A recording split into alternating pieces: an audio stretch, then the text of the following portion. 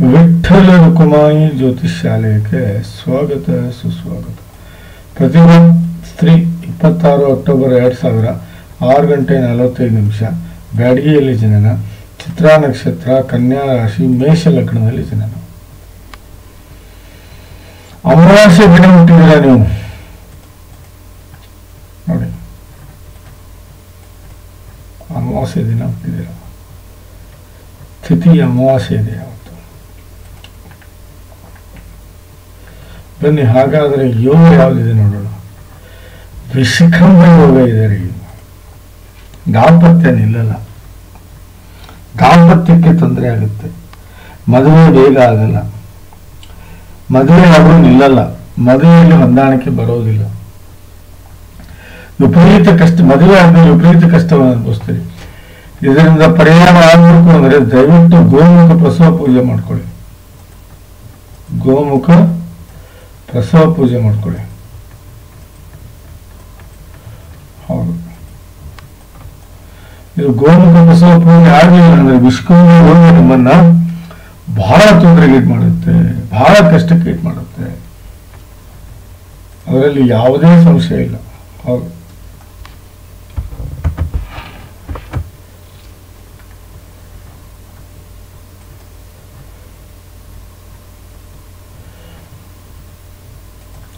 ಒಂದು ನಿಮ್ಮ ವ್ಯಕ್ತಿತ್ವ, 2 ವ್ಯವಹಾರ, 3 ಪರಾಕ್ರಮ, 4 ನಿಮ್ಮ ತಾಯಿ ಹಾಗೂ ಪ್ರಾಪರ್ಟಿ, 5 ವಿದ್ಯೆ, 6 ಕಷ್ಟಗಳು, 7 ದಾಂಪತ್ಯ, 8 ಶತ್ರು, 9 ಭಾಗ್ಯ, 10 ಕೆಲಸ, 11 ಲಾಭ, 12 ವಿದೇಶಿ ಪ್ರಯಾಣ. ಯಾವುದೇ ಗ್ರಹ ಇರಲಿ, 0 to 6 ಆಗಲಿ ಅಥವಾ 24 to 29 ಆಗಲಿ ಇದ್ರೆ ಲಾಭ ಸಿಗಲ್ಲ. 6 ಇಂದ 24 ಇರಬೇಕು. 0 to 6 ಅಂದರೆ 0 to 10 years ಅಂತ ಅರ್ಥ. 24 to 29 ಅಂದರೆ 65ರಿಂದ 100 ವರ್ಷ ಅಂತ ಅರ್ಥ. 6 ಇಂದ 24 ಅಂದರೆ 15ರಿಂದ 60 ವರ್ಷ ಅಂತ ಅರ್ಥ. ಇದನ್ನ ಬಾಲ್ಯಾವಸ್ಥೆ ಅಂತೀವಿ, ಇದನ್ನು ವೃದ್ಧಾಪ್ಯಾವಸ್ಥೆ ಅಂತೀವಿ, ಇದನ್ನು ಯೌವನ ಅವಸ್ಥೆ ಅಂತೀವಿ. ಯಾವುದೇ ಗ್ರಹ ಯೌವನ ಅವಸ್ಥೆಯಲ್ಲಿ ಇದ್ರೆ 100ಕ್ಕೆ 100 ಫಲ ಕೊಡುತ್ತೆ. ಆದರೆ ರಾಹು, ಕೇತು, ಉಚ್ಚ ನೀಚ ಗ್ರಹಗಳಿಗೆ ಇದು ಅಪ್ಲೈ ಆಗೋದಿಲ್ಲ.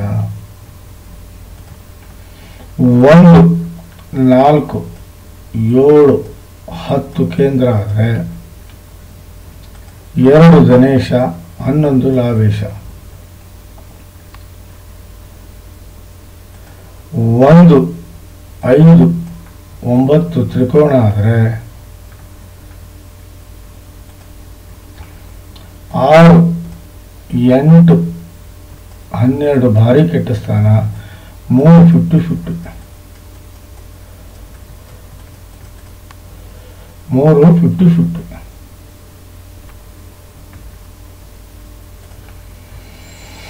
ನೋಡಿ, ಧನ ಲಗ್ನದಲ್ಲಿ ಮೇಷ ಲಗ್ನ ಯೋಗಕಾರಕ ಗ್ರಹ 1ನೇದು ಕುಜ,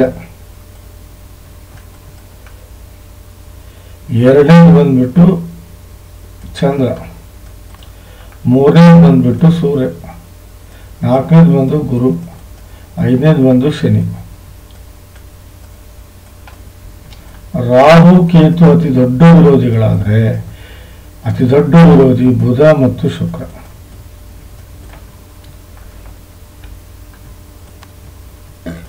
ಬನ್ನಿ ಗ್ರಹಗಳ ಸ್ಥಿತಿಯನ್ನು ನೋಡೋಣ. ವಕ್ರಗತಿ ಗುರು ಹಾಗೂ ಶನಿ, ಅಸ್ತಂಗತ ಚಂದ್ರ, ನೀಚ ಸೂರ್ಯ, ಉಚ್ಚ ಕೇತು, ಉಚ್ಚ ರಾಹು.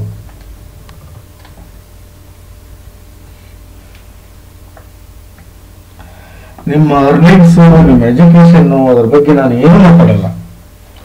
ಆದರೆ ನಿಮ್ಮ ಮದುವೆ ಏನಿಲ್ಲ, ಪರ್ಸನಲ್ ಲೈಫು ಬಹಳ ಸಂಕಷ್ಟಕ್ಕೆ ಬೀಳ್ತೀರಿ ನೀವು. ಇದು ಮಾತ್ರ ಸತ್ಯ. ಹೌದು, ಬಹಳ ಸಂಕಷ್ಟಕ್ಕೆ ಅಂದ್ರೆ ವಿಪರೀತ ಸಂಕಷ್ಟಕ್ಕೆ ಬೀಳ್ತೀರಿ.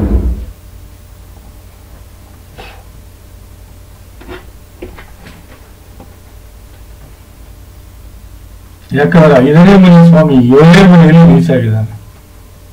That is most dangerous, I am telling you.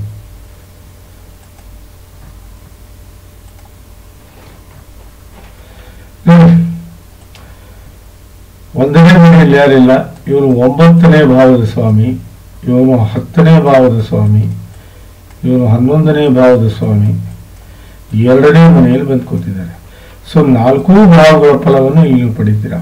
ಹೌದು, ಏನೇನು? ಒಳ್ಳೆ ವ್ಯವಹಾರಸ್ಥರಾಗ್ತೀರಾ, ಒಳ್ಳೆ ಬಿಹೇವಿಯರ್ ಇರುತ್ತೆ, ಒಳ್ಳೆ ಹ್ಯಾಬಿಟ್ಸ್ ಅನ್ನು ಕಲಿತೀರಾ, ಒಳ್ಳೆ ನಡವಳಿಕೆ ಇರುತ್ತೆ, ದುಡ್ಡಿನ ಒಳ ಅರಿವು ಹೊರ ಅರಿವು ವ್ಯತ್ಯಾಸ ಆಗುವುದಿಲ್ಲ, ಸಂಬಂಧಿಗಳಿಗೆ ಸಹಾಯ ಮಾಡ್ತೀರಾ, ಹೊಂದಾಣಿಕೆ ಬದುಕನ್ನು ಬದುಕ್ತೀರಾ, ಹಣವನ್ನು ಸೇವ್ ಮಾಡ್ತೀರಾ, ಓದುವ ವಿಚಾರದಲ್ಲಿ ಸ್ವಚ್ಛತೆ ಬೆಳೆಯುತ್ತೆ, ಪರಿವಾರದ ಸ್ಥಿತಿ ಬಹಳ ಎತ್ತರಕ್ಕೆ ಹೋಗುತ್ತೆ. ಅದು ಅಲ್ಲದೆ ನಿಮ್ಮ ಇನಿಷಿಯಲ್ ಸ್ಟಡಿ ಬಹಳ ಚೆನ್ನಾಗಿ ಮಾಡ್ತೀರಾ. ಮಾತಿನಲ್ಲಿ ವಚನತ್ವ ಹಾಗೂ ವ್ಯಕ್ತಿತ್ವ ಇರುತ್ತೆ, ಸತ್ಯತೆ ಇರುತ್ತೆ. ಅದು ಅಲ್ಲದೆ ಮಾತಿನ ದಾಟಿ ಎಲ್ಲರಿಗೂ ಇಷ್ಟ ಆಗುವುದಲ್ಲದೆ ಸಂಸ್ಕಾರ, ಸುಸಂಸ್ಕೃತಿ, ನೆಮ್ಮದಿಯಿಂದ ಬದುಕ್ತೀರಾ. ಇದು ಎರಡನೇ ಭಾವದ ಫಲ. ಅದೇ ರೀತಿ ಗುರುವಿನ ಆಶೀರ್ವಾದ ಸದಾ ನಿಮ್ಮಿರುತ್ತೆ, ಧರ್ಮವನ್ನು ನಂಬ್ತೀರಾ, ಭಾಗ್ಯವಂತರಾಗಿರ್ತೀರಾ, ಏನೇ ಇಷ್ಟಪಟ್ಟರು ಪ್ರಾಪ್ತಿಯನ್ನು ಪಡ್ಕೋತೀರಾ, ತಂದೆ ಜೊತೆಗೆ ಬಹಳ ಒಳ್ಳೆಯ ಸಂಬಂಧ ಇರುತ್ತೆ, ಸಾಧನೆಗೆ ದಾರಿ ಮಾಡ್ಕೋತೀರಾ, ಸುಖವನ್ನ ಅನುಭವಿಸ್ತೀರಾ, ಗೆಲುವನ್ನು ಸಾಧಿಸ್ತೀರಾ. ಎಲ್ಲ ವಿಚಾರಗಳಲ್ಲಿ ಸಂಬಂಧಿಗಳಿಗೆ ಸಹಾಯ ಮಾಡ್ತೀರಾ, ಸಂಬಂಧಿಗಳಿಂದ ಸಹಾಯ ತಗೋತೀರಾ, ದೇವರ ಆಶೀರ್ವಾದ ಸದಾ ನಿಮ್ಮ ಮೇಲೆ ಇರುತ್ತೆ, ಬಹಳ ಲಕ್ಕಿಯಾಗಿರ್ತೀರಾ, ಪುಣ್ಯದ ಕೆಲಸ ಮಾಡೋದಲ್ಲದೆ ಮನೆಯಲ್ಲಿ ನೆಮ್ಮದಿಯಿಂದ ಬದುಕ್ತೀರಾ. ಇದು 9ನೇ ಭಾವದ ಫಲ. ನೀವು ಮಾಡುವ ಕೆಲಸದಲ್ಲಿ ನೀವು ಮಾಡುವ ಕೆಲಸ ನಿಮ್ಗೆ ಇಷ್ಟ ಆಗುತ್ತೆ, ಕೆಲಸದ ವಿಧಾನ ಚೆನ್ನಾಗಿರುತ್ತೆ, ಕೆಲಸದಲ್ಲಿ ಗೆಲುವು ಕಾಣ್ತೀರಾ, ಕೆಲಸದಲ್ಲಿ ಗಳಿಕೆ ಕಾಣ್ತೀರಾ, ತಂದೆ ಜೊತೆ ಕೊನೆಯವರೆಗೂ ನಿಕಟ ಸಂಬಂಧ ಇರುತ್ತೆ, ಮಾನ, ಪ್ರತಿಷ್ಠೆ, ಸಂಪತ್ತು, ಐಶ್ವರ್ಯ, ಸ್ಥಾನ, ಮಾನ, ಕೀರ್ತಿ ಎಲ್ಲವನ್ನೂ ಪಡ್ಕೋತೀರಾ ಅಂತ ಜಾತಕ ಹೇಳ್ತಾ ಇದೆ.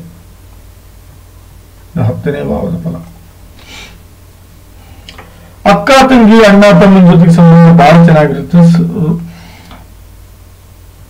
ಲಾಭದಲ್ಲಿ ಜೀವನ ಮಾಡ್ತೀರಾ, ಸಣ್ಣ ಪುಟ್ಟ ಗೊಂದಲಗಳಿಂದ ದೂರ ಇರ್ತೀರಾ, ಸಣ್ಣ ಪುಟ್ಟ ತಿರುಗಾಟದಿಂದ ಲಾಭ ಆಗುತ್ತೆ, ಆಸೆ ಆಕಾಂಕ್ಷೆಗಳು ಇಳಿಯುವುದಲ್ಲದೆ ಹಂತ ಹಂತವಾಗಿ ಪ್ರಮೋಷನ್ ಆಗುತ್ತೆ, ಹಂತ ಹಂತವಾಗಿ ಬೆಳೀತಾ ಹೋಗ್ತೀರಿ, ಗ್ರೋತ್ ಆಗ್ತೀರಿ.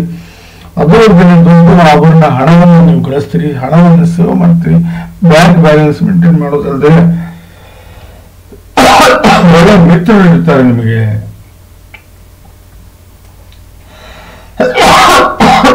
ಸಾರಿ, ಇದು 11ನೇ ಭಾವದ ಫಲ.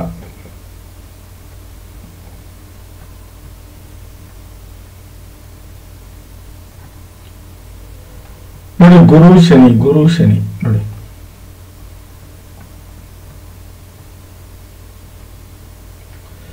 ಇದನ್ನು ನಾವು ಧರ್ಮ ಮತ್ತು ಕರ್ಮ ಅಂತ ಧರ್ಮ ಹಾಗೂ ಕರ್ಮ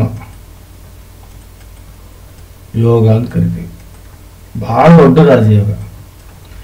ನೀವು ಮಾಡುವಂತಹ ಕೆಲಸದಲ್ಲಿ ಬಹಳ ನಿಯತ್ತಿರುತ್ತೆ, ನೀತಿ ಇರುತ್ತೆ, ರೀತಿ ಇರುತ್ತೆ, ಸುಸಂಸ್ಕೃತವಾಗಿ ಕೆಲಸ ಮಾಡ್ತೀರಿ, ನೀತಿವಂತರಾಗಿ ಕೆಲಸ ಮಾಡ್ತೀರಿ, ಹೌದು, ಬುದ್ಧಿವಂತಿಕೆಯನ್ನು ಓಡಿಸಿ ಕೆಲಸ ಮಾಡ್ತೀರಿ, ಮೋಸ ವಂಚನೆ ಮಾಡುವಂತ ವ್ಯಕ್ತಿತ್ವ ನಿಮ್ದಲ್ಲ, ದಾನ ಧರ್ಮದಲ್ಲಿ ವಿಶ್ವಾಸ ಇಟ್ಟಿರ್ತೀರಿ, ದೇವರ ಕಾರ್ಯಗಳಲ್ಲಿ ನಿಮ್ಮನ್ನು ನೀವು ತೊಡಗಿಸ್ಕೋತೀರಿ, ಬಹಳ ಬುದ್ಧಿವಂತರು, ನೀವು ಜ್ಞಾನವಂತರಾಗಿರ್ತೀರಿ. ಧರ್ಮಕರ್ಮ ಯೋಗ ಬಹಳ ದೊಡ್ಡ ರಾಜಯೋಗ. ಯಾರ ಜಾತಕದಲ್ಲಿ ಧರ್ಮಕರ್ಮ ಯೋಗ ಆಗುತ್ತೋ ಅವ್ರಿಗೆ ಒಳ್ಳೆ ತಂದೆ ತಾಯಿ, ಅಣ್ಣ ತಮ್ಮ, ಅಕ್ಕ ತಂಗಿ, ಯಶಸ್ಸು, ಆರೋಗ್ಯ, ಐಶ್ವರ್ಯ, ಕೀರ್ತಿ, ಸಕಲ ಸಮರ್ಪಕ ಸಂಪೂರ್ಣ ಫಲವನ್ನು ಅನುಭವಿಸುವುದಲ್ಲದೆ ಒಳ್ಳೆ ಸಂಪತ್ತು, ಒಳ್ಳೆ ಐಶ್ವರ್ಯ, ಒಳ್ಳೆ ಪ್ರಾಪರ್ಟಿ, ಒಳ್ಳೆ ಜ್ಞಾನ, ಒಳ್ಳೆ ವಿದ್ಯೆ, ಬುದ್ಧಿ, ಒಳ್ಳೆ ದಾಂಪತ್ಯ, ಒಳ್ಳೆ ಗಂಡ ಮಕ್ಕಳು, ಯಶಸ್ಸು, ಕೀರ್ತಿ, ಸಾಧನೆ, ಸಮರ್ಥ ಮಾನಸಿಕ ಹಾಗೂ ದೈಹಿಕ ಶಕ್ತಿ, ಸಾಮಾಜಿಕ ಹಾಗೂ ಧಾರ್ಮಿಕ ಮುಖ್ಯ ಕೆಲಸಗಳು, ಮಾನ, ಪ್ರತಿಷ್ಠೆ, ಸ್ಥಾನ, ಮಾನ, ಅಂತಸ್ತು, ಯಶಸ್ಸು, ಕೀರ್ತಿ, ಆರೋಗ್ಯ, ಆಯುಷ್ಯವನ್ನು ಪಡ್ಕೊಂಡು ಬಹಳ ಎತ್ತರ ಸ್ಥಾನದಲ್ಲಿ ಇರ್ತೀರಿ. ಮಹರ್ಷಿ ಕಾಳಿದಾಸರು ಬಹಳ ಚಂದ ವರ್ಣನೆ ಮಾಡಿದ್ದಾರೆ ಈ ಯೋಗದ ಬಗ್ಗೆ. ಅವರ ಗ್ರಂಥದಲ್ಲಿ ನೋಡ್ಬೋದು ನೀವು. ಬಹಳ ಎತ್ತರಕ್ಕೆ ಹೋಗ್ತೀರಿ, ಒಳ್ಳೆ ಸ್ಥಾನ ಮಾಡ್ತೀರಿ.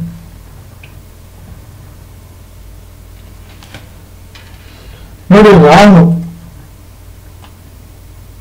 3ನೇ ಮನೆಯಲ್ಲಿದ್ದಾನೆ. ಅವನು 3ನೇ ಮನೆಯಲ್ಲಿ ರಾಹು ಉಚ್ಚ ಸ್ಥಾನದಲ್ಲಿದ್ರೆ ಭಾರಿ ಒಳ್ಳೇದು, ಬಹಳ ಒಳ್ಳೇದಂದ್ರೆ ಬಹಳ ಒಳ್ಳೇದು. ನಿಮ್ಮ ಅಕ್ಕ ತಂಗಿಯರ ಜೊತೆಗೆ ಒಳ್ಳೆ ಸಂಬಂಧ ಇರುತ್ತೆ, ಬಹಳ ಧೈರ್ಯಶಾಲಿ, ನೀವು ಯಾರಿಗೂ ಇರೋದಿಲ್ಲ, ನೀವು ಆಟಗಳಲ್ಲಿ ಬಹಳ ರುಚಿಯನ್ನು ತೋರಿಸ್ತೀರಿ, ಬಾಡಿಯಲ್ಲಿ ಸಿಕ್ಕಾಪಟ್ಟೆ ಸ್ಟ್ರೆಂತ್ ಇರುತ್ತೆ, ಬಹಳ ಹಾರ್ಡ್ ವರ್ಕರ್ ಆಗಿರ್ತೀರಿ, ಯಾವುದೇ ಕಾಂಪಿಟೇಷನ್ ಅಂತ ಬಂದರೆ ಹೆದರುವುದಿಲ್ಲ. ನೀವು ಬರವಣಿಗೆ, ಸಾಹಿತ್ಯ, ಕಲೆ ಇದರಲ್ಲಿ ಆಸಕ್ತಿಯನ್ನು ತೋರಿಸ್ತೀರಿ. ಟ್ಯಾಲೆಂಟನ್ನು ಯಾವಾಗ ಹೇಗೆ ಪ್ರೆಸೆಂಟ್ ಮಾಡಬೇಕು ಅನ್ನೋದು ನಿಮ್ಗೆ ಗೊತ್ತಿರುತ್ತೆ. ಬಹಳ ಪ್ರಯತ್ನಿಸಿಲ್ರಿ ನೀವು. ಹೌದು, ಏನೇ ಒಂದು ಕೆಲಸ ಇಟ್ಕೊಂಡ್ರು ಬಹಳ ಪ್ರಯತ್ನ ಮಾಡಿ ಅದನ್ನ ಮುಗಿಯುವವರೆಗೂ ಬಿಡೋದಿಲ್ಲ. ಕೋರ್ಟು ಕಚೇರಿಗಳಲ್ಲಿ ಗೆಲುವು ಸಾಧಿಸ್ತಾರೆ, ಸೋಲ್ಸಾಕ ನಿಮ್ಮನ್ನು ಯಾರು ಸಾಧ್ಯ ಇಲ್ಲ. ತಿರುಗಾಟದಲ್ಲಿ ಲಾಭ ಆಗುತ್ತೆ. ಇದು 3ನೇ ಭಾವದ ಫಲ. ನೋಡಿ, 6ನೇ ಭಾವದಲ್ಲಿ ಚಂದ್ರ ಮತ್ತು ಕುಜ ಬಿಟ್ಟಿವ್ರು. 6ನೇ ಭಾವದಲ್ಲಿ ಕುಜ ನಿಮ್ಗೆ ಧೈರ್ಯ ಕೊಡ್ತಾನೆ. ನೀವು ಆಟಗಳಲ್ಲಿ ರುಚಿ ತೋರಿಸಿದ್ರೆ, ಆ ಆಟಗಳಲ್ಲಿ ಇಂಟ್ರೆಸ್ಟ್ ತೋರಿಸಿದ್ರೆ 100% ಒಬ್ಬ ಪ್ಲೇಯರ್ ಆಗ್ತಿದ್ರಿ ನೀವು. ಬಟ್ ಮಾಡಿ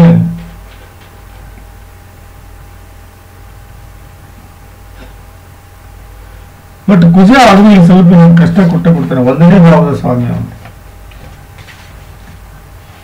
1ನೇ ಭಾವದ ಸ್ವಾಮಿ ಸ್ವಲ್ಪ ತೊಂದರೆ ಆಗೇ ಆಗುತ್ತೆ. ಕಷ್ಟಗಳು ಬಂದೇ ಬರ್ತಾವೆ ನಿಮ್ಗೆ ಜೀವನದಲ್ಲಿ. ಸಾಲಗಳನ್ನು ಮಾಡ್ಕೋತೀರಿ. ಜಗಳ ಜಾಪತ್ರೆಯಿಂದ ಜೀವನ ಕೂಡಿರುತ್ತೆ. ವಿರೋಧಗಳು ಹುಟ್ಟುಕೋತಾರೆ. ಆರೋಗ್ಯದ ಸಮಸ್ಯೆ ಕಾಡುತ್ತೆ. ಮನೆಯಲ್ಲಿ ಹೊಂದಾಣಿಕೆ ಇರೋದಿಲ್ಲ. ವಿವಾದಗಳಿಗೆ ಗುರಿಯಾಗ್ತೀರಿ. ಅಪವಾದಗಳನ್ನು ಹೊತ್ಕೋತೀರಿ. ಕೋರ್ಟು ಕಚೇರಿಗೆ ಅಡ್ಡಾಡ್ತೀರಿ. ಎಲ್ಲ ವಕೀಲರಿಗೆ ತೊಂದರೆಗೀಡಾಗ್ತೀರಿ. ತಂದೆ ವ್ಯವಹಾರದಲ್ಲಿ ಸ್ವಲ್ಪ ತೊಂದರೆ ಆಗುತ್ತೆ. ಹೌದು, ನೋಡಿ, ಚಂದ್ರ ಅಸ್ತಂಗತಾಗಿದ್ದಾನೆ, ಬಿಟ್ಟಾಕಿ. ಆದ್ರೆ ನೀಚ ಸೂರ್ಯ ಯಾರಿವನು 5 ಮತ್ತು 7ನೇ ಭಾವದ ಸ್ವಾಮಿ. ದಾಂಪತ್ಯ ಆಗಲ್ಲ ರೀ ನಿಮ್ಗೆ. ಅರ್ಕ ವಿವಾಹ ಮಾಡ್ಕೋಬೇಕು ನೀವು. ಫಸ್ಟ್ ಎಕ್ಕಿಗಿಡಕ್ಕೆ ತಾಳಿ ಕಟ್ಟಿದ್ರೆ, ಎಕ್ಕಿಗಿಡಿಂದ ನೀವು ತಾಳಿ ಕಟ್ಟಿಸ್ಕೋಬೇಕು. ಹೌದು, ದಯವಿಟ್ಟು ಹೇಳ್ತೀನಿ ನೋಡಿ. ಮೊದಲನೇ 2ನೇ ಮದುವೆ ಯೋಗ ಇದೆ ನಿಮಗೆ. ಮೊದಲನೇ ಮದುವೆ 3 ಎಲ್ಲ ಚಾನ್ಸ್ ಇದೆ. ನೋಡಿ, ಎಜುಕೇಶನ್ ಹಾಳಾಗುತ್ತೆ ನಿಮ್ದು. ದಾಂಪತ್ಯ ಹಾಳಾಗುತ್ತೆ. ಸೆಕ್ಷುವಲ್ ಲೈಫ್ ಅಂಕೂ ವಿಪರೀತ ಹಾಳಾಗುತ್ತೆ.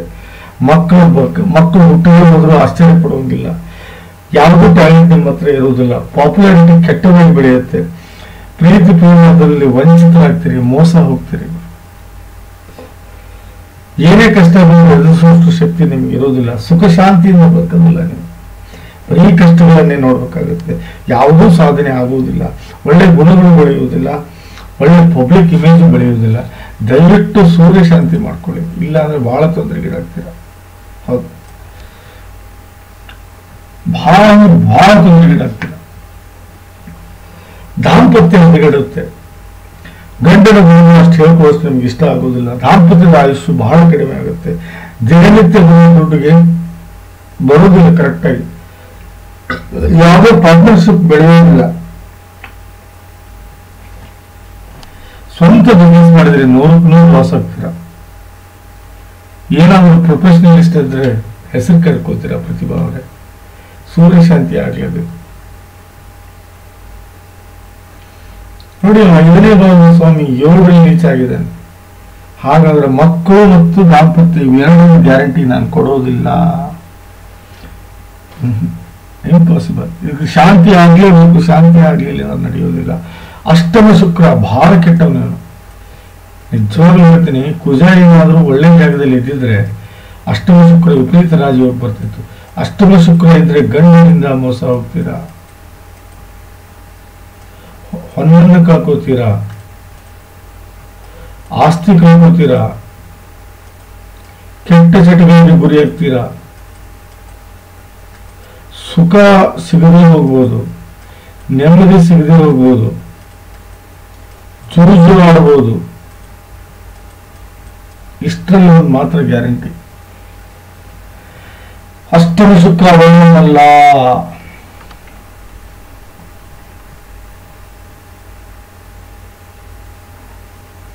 ಅಷ್ಟಮ ಶುಕ್ರ ಮೋಸ್ಟ್ ಡೇಂಜರಸ್.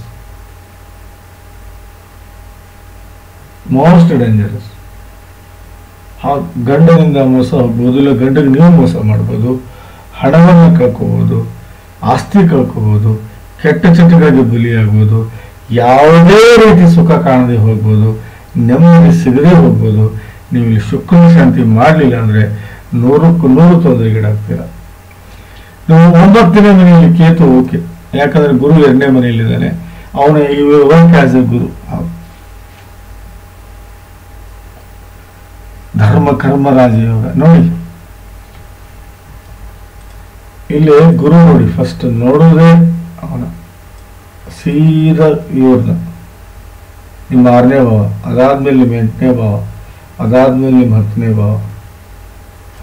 7ರಲ್ಲಿ ಒಳ್ಳೆ ವ್ಯವಹಾರ ಕೊಡ್ತಾನೆ, 6ರಲ್ಲಿ ಒಳ್ಳೆ ಕಷ್ಟಗಳನ್ನು ದೂರ ಮಾಡ್ತಾನೆ, 8ರಲ್ಲಿ ಶುಕ್ರನಿಂದ ಕೆಟ್ಟ ಫಲವನ್ನು ನಿವಾರಣೆ ಮಾಡ್ತಾನೆ, ಅದು ಒಂದನೇ 10ರಲ್ಲಿ ಒಳ್ಳೆ ಕೆಲಸ ಕೊಡ್ತಾನೆ. ಅದೇ ರೀತಿ ಶನಿ ಸೀದಾ ನಿಮ್ಮ 4ನೇ ಭಾವ ನೋಡ್ತಾನೆ.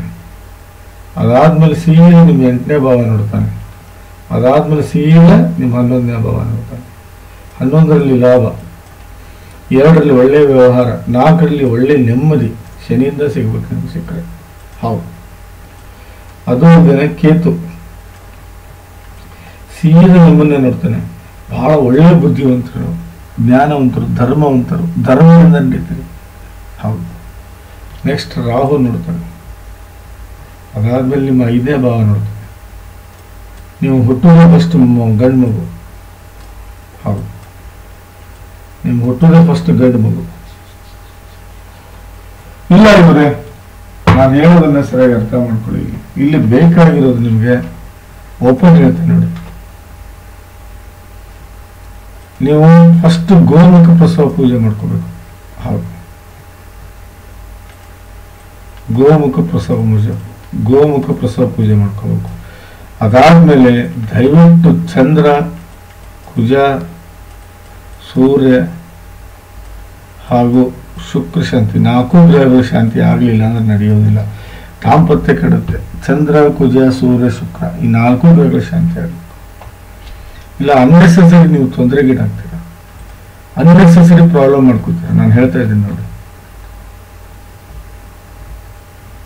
1, 5, 7, 9ನೇ ನೋಡ್ಬೇಕು. 1ನೇ ಮನೆ ಸ್ವಾಮಿ ಶುಕ್ರ, 2ರಲ್ಲಿ ಕೇತು ರೀತಿಯಾಗಿದೆ ನೋಡಿ. ಲಂಪಟ ದೋಷ ಆಗಿದೆ ಇಲ್ಲಿ, ಒಳ್ಳೇದಲ್ಲ ಇದು. 5ನೇ ಮನೆ ಸ್ವಾಮಿ 5ನೇ ಮನೆಯಲ್ಲಿದ್ದಾನೆ.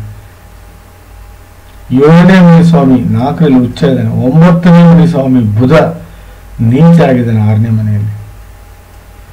ದಯವಿಟ್ಟು ನಾನು ಹೇಳೋದನ್ನ ಅರ್ಥ ಮಾಡ್ಕೊಳ್ಳಿ. ಅರ್ಕ ವಿವಾಹ ಮಾಡ್ಕೊಳ್ಳಿ. ಅರ್ಕ ವಿವಾಹ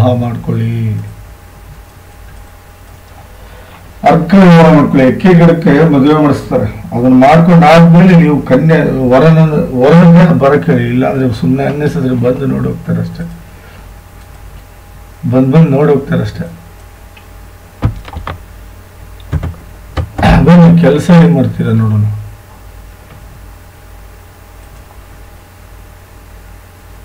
ಒಂದನೇ ಮನೆ ಸ್ವಾಮಿ 7ರಲ್ಲಿ, 4ನೇ ಮನೆ ಸ್ವಾಮಿ 4ರಲ್ಲಿ, 6ರಲ್ಲಿ ಮತ್ತೆ ನೀಚ. ಕೆಲಸಕ್ಕಿಂತ ತೊಂದರೆ ಇಲ್ಲ, ಇನ್ಕಮ್ ತೊಂದರೆ ಇಲ್ಲ. ದಾಂಪತ್ಯದ ಪ್ರಶ್ನೆನೇ ನೋಡಿ ಕಾಡ್ತಾ ಇರೋದು. ದಾಂಪತ್ಯ ಹಾಳಾಗುವ ಎಲ್ಲಾ ಲಕ್ಷಣಗಳು ಕಾಡ್ತಾ ಇದ್ದಾವೆ. ಹೌದು, ತ್ರಿಶಾಂಶ ನೋಡಿ ಬನ್ನಿ. ಆ ತ್ರಿಶಾಂಶ ನೋಡಿದ್ರೆ ಗೊತ್ತಾಗುತ್ತೆ ಏನ್ ತೊಂದರೆ ಇದೆ ಅಂತ ನೋಡಿ. ಮಾಂಗಲ್ಯ ದೋಷ, ದಾಂಪತ್ಯನ ಹಾಳಾಗಿದೆ ಅಂತ ಹೇಳುತ್ತೆ.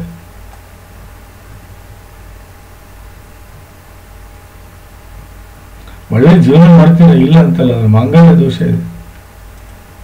ಮಾಂಗಲ್ಯ ದೋಷ ಹೌದು. 2ನೇ ಮದುವೆ ಇದೆ ಅಂತ ಹೇಳುತ್ತೆ ಜಾತಕ. ದಯವಿಟ್ಟು ನಾಳೆ ಫೋನ್ ಮಾಡಿ ಮಾತಾಡ್ತೀನಿ ನಾನು.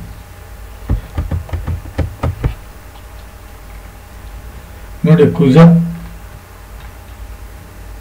ಗುರು ದಶೆಯಿದೆ ಈಗ, ಒಳ್ಳೆ ಟೈಮ್. ನಾನು ಹೇಳೋದನ್ನ ಸರಿಯಾಗಿ ಅರ್ಥ ಮಾಡ್ಕೊಳ್ಳಿ. ಗೋಮುಖ ಪ್ರಸವ ಪೂಜೆ ಮಾಡ್ಕೊಳ್ಳಿ. ಅದಾದ್ಮೇಲೆ ದಯವಿಟ್ಟು ಚಂದ್ರ, ಕುಜ, ಶುಕ್ರ ಹಾಗೂ ಸೂರ್ಯ ಶಾಂತಿ ಮಾಡ್ಕೊಳ್ಳಿ. ನೋಡಿ, ಒಂದು ಮಂತ್ರ ಹೇಳ್ತೀನಿ, ದಿನಾನು ಮಾಡ್ಕೊಳ್ಳಿ. ನೀವು ಶಾಂತಿ ಮಾಡ್ಕೊಳ್ಳಲ್ಲ, ಸುಮ್ಮನೆ ಜಾತಕ ಕೇಳ್ತೀರಿ, ಬಿಟ್ಬಿಡ್ತೀರಿ. ತಗೊಳ್ಳಿ, ನಾನು ನಿಮ್ಗೆ ಒಂದೆರಡು ಮಂತ್ರ ಕೊಡ್ತೀನಿ. ಸೂರ್ಯ ಮಂತ್ರ. ಓಂ ಭಾಸ್ಕರಾಯ ವಿದ್ಮೆ ದಿವಾಕರಾಯ ಧೀಮಹಿ ತನ್ನೋ ಸೂರ್ಯ ಪ್ರಚೋದಯಾತ್. ಓಂ ಭಾಸ್ಕರಾಯ ವಿದ್ಮೆ ದಿವಾಕರಾಯ ಧೀಮಹಿ ತನ್ನೋ ಸೂರ್ಯ ಪ್ರಚೋದಯಾತ್. ಇದು ಸೂರ್ಯನ ಮಂತ್ರ. ಇದು ಸೂರ್ಯನ ಮಂತ್ರ. ಶುಕ್ರನ ಮಂತ್ರ ತಗೊಳ್ಳಿ. ಓಂ ಅಶ್ವಧ್ವಜಾಯ ವಿದ್ಮಹಿ ದೈತ್ಯಾಚಾರಾಯ ಧೀಮಹಿ ತನ್ನೋ ಶುಕ್ರ ಪ್ರಚೋದಯಾತ್. ಓಂ ಅಶ್ವಧ್ವಜಾಯ ವಿದ್ಮಹಿ ದೈತ್ಯಾಚಾರಾಯ ಧೀಮಹಿ ತನ್ನೋ ಶುಕ್ರ ಪ್ರಚೋದಯಾತ್. ಇದು ಶುಕ್ರನ ಮಂತ್ರ. ಓಂ ಅಂಗಾರಕಾಯ ವಿದ್ಮಹಿ ಶಕ್ತಿ, ಓಂ ಅಂಗಾರಕಾಯ ವಿದ್ಮಹಿ ಶಕ್ತಿ ಹಸ್ತಾಯ ಧೀಮಹಿ ತನ್ನೋ ಕುಜೋ ಪ್ರಚೋದಯಾತ್, ಓಂ ಅಂಗಾರಕಾಯ ವಿದ್ಮಹಿ ಶಕ್ತಿ ಹಸ್ತಾಯ ಧೀಮಹಿ ತನ್ನೋ ಕುಜ ಪ್ರಚೋದಯಾತ್. ಆಯ್ತಾ? ಈಗ ಚಂದ್ರನ್ ತಗೊಳ್ಳಿ. ಓಂ ಕೃಷ್ಣ ಪುತ್ರಾಯ ವಿದ್ಮಹಿ ಅಮೃತಾದ್ವಾಯ ಧೀಮಹಿ ತನ್ನೋ ಚಂದ್ರ ಪ್ರಚೋದಯಾತ್, ಓಂ ಕೃಷ್ಣ ಪುತ್ರಾಯ ವಿದ್ಮಹಿ ಅಮೃತದ್ವಾಯ ಧೀಮಹಿ ತನ್ನೋ ಚಂದ್ರ ಪ್ರಚೋದಯಾತ್. ಈ ಮಂತ್ರ ಚಂದ್ರನ್ ಇವನ್ನ ದಿನ ಮಾನ್ನಿ ಒಳ್ಳೇದಾಗುತ್ತೆ ಅಂತ ಹೇಳ್ತಾ ಈ ಜಾತಕದ ವಿಶ್ಲೇಷಣೆ ಮುಗಿಸ್ತಾ ಇದ್ದೇನೆ. ನಮಸ್ಕಾರ.